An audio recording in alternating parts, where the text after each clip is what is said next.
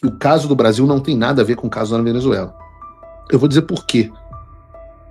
Porque na Venezuela a oposição ainda conseguiu fazer fiscalização das urnas para poder fazer a comprovação de fraude. No Brasil não existe forma através do sistema. E se você fizer o questionamento, você é censurado e preso antes disso. Olavo Edu Carvalho, melhor canal de corte do YouTube. Eu conto imensamente aqui com o like de vocês, que você mande o programa nos seus grupos de WhatsApp, e esses fatos que nós vamos revelar e entender melhor aqui hoje, chegarem ao máximo de pessoas possível. Então, manda o programa para os amigos e manda o programa para os inimigos, especialmente esse, porque esse é o Paulo Figueiredo Show. Enquanto o nosso James Madison se posicionava de maneira correta, extremamente óbvia, o nosso Stalin, para fazer um contraste, dizia outra coisa. Vejam, por exemplo, essa reportagem do David Souza para o Metrópolis. Julgamento do núcleo das fake news gera precedente para as eleições de 2026. Presta atenção nisso. Todos que insistem em desinformação devem saber ficar atentos já com esse precedente do STF. Fica o alerta para que cessem essas atividades nas eleições do ano que vem. Vejam o grau de delírio do pseudo-juiz. Porque enquanto o Fux fala que questionar o sistema eleitoral é saudável para a democracia porque leva ao aprimoramento do processo, o Alexandre diz que quem questionar o sistema eleitoral, o que ele chama de desinformação, pode ser preso. Preso. Não com base no Código Penal, com base no precedente do julgamento esquizofrênico do Núcleo 4 em curso no Supremo Tribunal Federal. E eu pergunto o seguinte, porque a tese do Paulo Gonet é que as pessoas começaram a duvidar da estrutura democrática por causa das mensagens de WhatsApp dos réus do Núcleo 4. A minha pergunta é, o que leva você a desconfiar da transparência eleitoral? Mensagens de WhatsApp ou declarações como essa do Alexandre? No final das contas, como eu sempre digo, eles são o monstro que eles dizem estar combatendo. É evidente que as pessoas não confiam, como vocês disseram no chat, mais na lisura eleitoral, mas não por conta de mensagens no WhatsApp, mas sim por conta de mensagens como essa, de posicionamentos como esse do Alexandre. Nós já vamos entrar nas eleições de 2026 sabendo que qualquer questionamento às urnas ao sistema eleitoral, por menor que seja, vai poder te colocar na cadeia por mais tempo do que um homicida ou um traficante. Isso tem que ser falado. Porque o que eles estão fazendo nesse caso do Núcleo 4 é retomar o conceito que se popularizou no Brasil através de Ricardo Lewandowski, que é o conceito de desordem informacional. Guardem este termo. Desordem informacional são os fatos que, abre aspas, não são necessariamente falsos, mas podem desinformar a depender de como são apresentados, fecha aspas. E esse conceito de desordem informacional, o conceito de desordem informacional era parte do modus operandi do TSE sob a presidência do Alexandre de Moraes. Mas agora, diante desse julgamento, se torna um precedente geral para todas as eleições. Ou seja, você pode até... Não é mais fake news. Não é mais desinformação. Não é mais isso. Vejam como nós fomos piorando e enfiando o pé na lama. Nós saímos das fake news, ou seja, notícias sabidamente falsas, de acordo, tipo, a origem do vírus chinês era um laboratório chinês. Isso era considerado fake news. Nós saímos disso para o conceito de desinformação, ou misinformation, como a gente usa em inglês, para o conceito de desordem informacional. Ou seja, você agora pode estar falando a verdade. Mas se a verdade tiver a capacidade de causar algum questionamento às instituições públicas ou ao processo eleitoral, você deverá ser censurado quando não preso. Eu não sei se vocês sabem disso, mas vocês sabem de onde vem o termo politicamente incorreto? Talvez você não saiba disso. O conceito do politicamente incorreto vem do regime soviético. Vem da ideia de informações que eram factualmente corretas, mas politicamente elas geravam interpretações e consequências incorretas aos objetivos do partido. Desordem informacional é exatamente isso. Nós estamos no Brasil, exatamente no Brasil do Alexandre, nós estamos exatamente com um outro nome debaixo do mesmo tipo de censura da União Soviética. Diante disso, como é possível vocês confiarem no sistema eleitoral? É absolutamente impossível. Esse é o processo de sovietização, de nunca consigo falar esse troço. Venezuelização do Brasil em estado avançado. Não é coincidência a comparação do ministro Fux, citando o exemplo da Venezuela. Eu diria que realmente ele tem razão em dizer que o caso do Brasil não tem nada a ver com o caso da Venezuela. Eu vou dizer por quê. Porque na Venezuela a oposição ainda conseguiu fazer fiscalização das urnas para poder fazer a comprovação de fraude.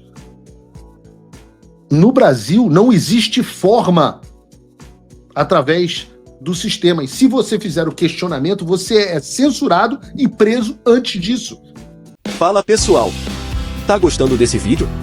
Não esqueça de deixar o seu like e se inscrever no canal Olavo Edu Carvalho para receber notícias quentíssimas todos os dias. Isso ajuda demais o nosso trabalho e o YouTube irá recomendar para mais pessoas. E isso é a completa perversão da democracia.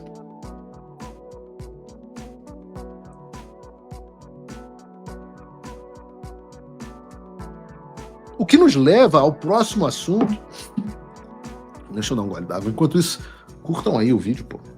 Façam essa programaço desse. Curtam o vídeo. Vocês não vão ouvir isso em lugar nenhum.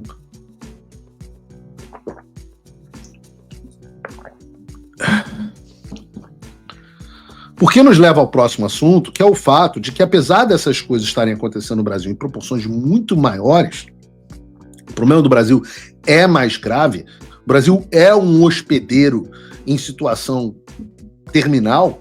Esse problema não é um problema nacional brasileiro. Eu vivo chamando atenção a isso. Este é um problema global. E vejam, por exemplo, o que escreveu Christopher Landau, o número 2 do Departamento de Estado americano, ao falar sobre o caso, por exemplo, do ex-presidente colombiano Álvaro Uribe, da direita da Colômbia, que também vinha sido perseguido, acreditem se quiser, nenhuma semelhança é mera coincidência, pelo judiciário daquele país. Diz Christopher Landau: fico feliz que as instituições judiciais da Colômbia tenham se mantido firmes contra uma tentativa descarada de criminalizar a política. Os últimos anos nos mostraram, em países que vão da Colômbia ao Brasil até os Estados Unidos, que o sistema pode ser usado como uma arma poderosa para distorcer o processo democrático. Parabenizo o povo da Colômbia nesse dia importante da sua história, em que o Estado de Direito se mostrou mais forte do que aqueles que buscam abusar dele para fins políticos. O Álvaro Uribe, eu falei sobre isso ontem aqui na TV americana, na One American News, no programa do Matt Gaetz. O Álvaro Uribe foi um dos presidentes colombianos que mais combateu o terrorismo das Farc. Inclusive, foi contra o péssimo acordo de paz celebrado em 2016 com eles, e durante mais de uma década, Uribe foi alvo de investigações implacáveis e chegou a ser condenado e preso pelo judiciário da Colômbia por supostamente ter subornado grupos paramilitares. Ontem, porém, a prisão dele foi revogada e ele foi absolvido. Não há mal que dure para sempre, né? Na nova decisão do Tribunal Superior de Bogotá, foi dito que a condenação apresentava premissas vagas e não oferecia uma análise abrangente sobre o caso. Isso te soa familiar de alguma forma? Um presidente que combateu o sistema e depois saiu do poder e foi acusado de um crime. O processo é cheio de eventos duvidosos e a condenação judicial genérica, com premissas vagas, sem se debruçar detalhadamente sobre o caso. Eu digo a você que está em casa assistindo, isso é Colômbia, mas qualquer semelhança não é mera coincidência. Como disse o Christopher Landau, isso aconteceu e acontece em diversos países. Aconteceu na Colômbia, nesse caso Uribe, aconteceu no Brasil, no caso do presidente Bolsonaro, e aconteceu nos Estados Unidos, no caso do Donald Trump. Fenômenos políticos são globais e se alastram. Você pula para a Europa, vê que a principal oponente do Macron e da esquerda francesa, Marine Le Pen, foi tornada inelegível por vontade popular? Não, por um tribunal em Paris. Vai para a Finlândia. Pega um avião e vai para a Finlândia. E não abra o Tinder por lá, porque você vai ficar revoltado. Mas vá para a Finlândia e vê o caso da Päivi Räsänen, ou Räsänen, uma parlamentar cristã que está sendo julgada por discurso de ódio depois de postar um versículo da Bíblia. Vejam o que está acontecendo no Reino Unido. É um fenômeno global. Eu repito, o que acontece no Brasil é um fenômeno que, em menor grau, eu diria, acontece em quase todos os países do mundo. Nós tivemos na própria Bolívia. O Alexandre não inaugurou esse pensamento psicopata, e eu sempre disse isso a você. Ele é o representante brasileiro deste pensamento, que é comum à esquerda em todos os lugares do mundo. E por isso mesmo que o trabalho internacional é tão importante. Ora, se esse problema não é um problema nacional, mas sim um problema global, nós só vamos conseguir resolvê-lo a partir de um trabalho também internacional. E é por isso que quando...